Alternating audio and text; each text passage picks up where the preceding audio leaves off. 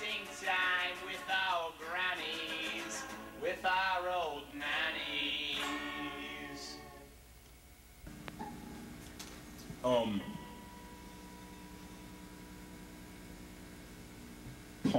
Palm tree arson has become a problem in Southern California. I wouldn't really say it's become a problem because I think drunken high school kids have been doing it since the age of high school in palm trees in Southern California. But if you put lighter fluid on a palm tree, you can burn it all the way up, you know, and the whole top will catch on fire. First song I ever wrote, when I was in 6th grade, 7th grade. Well, this is probably the first songs I ever wrote were rap songs, but like the first like song I wrote that was influenced by pop music at MTV was called "Burning Up Baby," and I wrote the lyrics and sang it into a tape recorder. And of course, I was later to record over it so no one would hear it. It's just me a cappella, and it was like, "Burning up, baby, burning up, baby, lust, trust, desire, you got me set on fire, burning up, baby." That was 7th grade.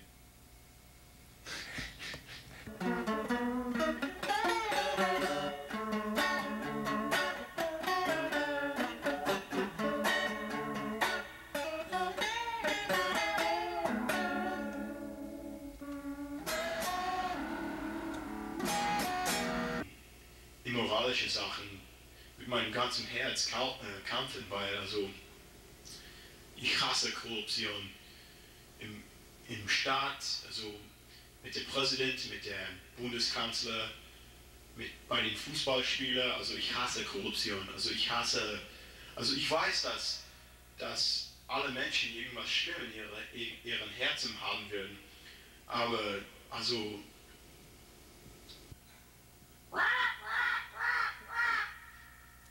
a cualquier página, y hay cosas malísimas pasando en cualquier página del libro de historia.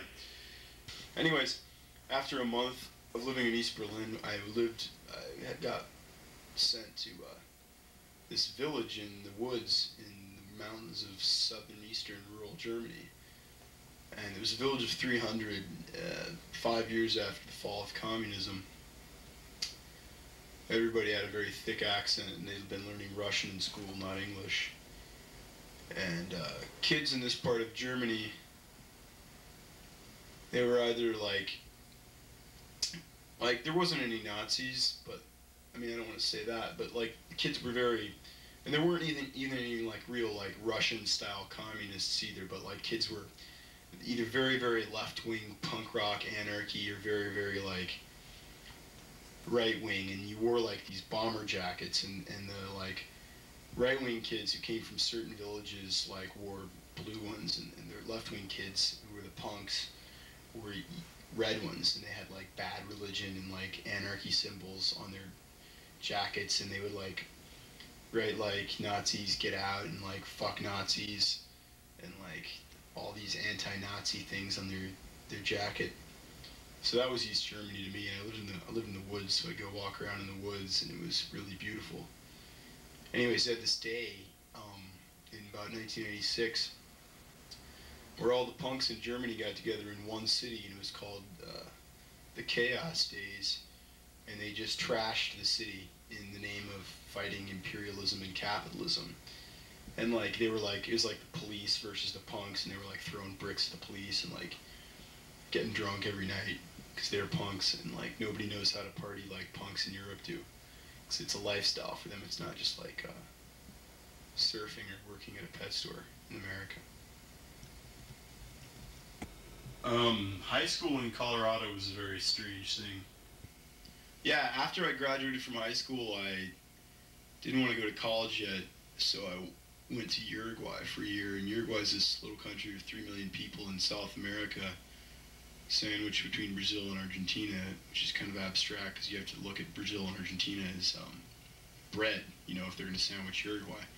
Anyways, it's a different country than a lot of other places in South America. There's no indigenous population which has survived till today. It's all European immigrants. Like there's a lot of Italians there, a lot of Spanish people, some Germans, English. They eat a lot of meat in Uruguay.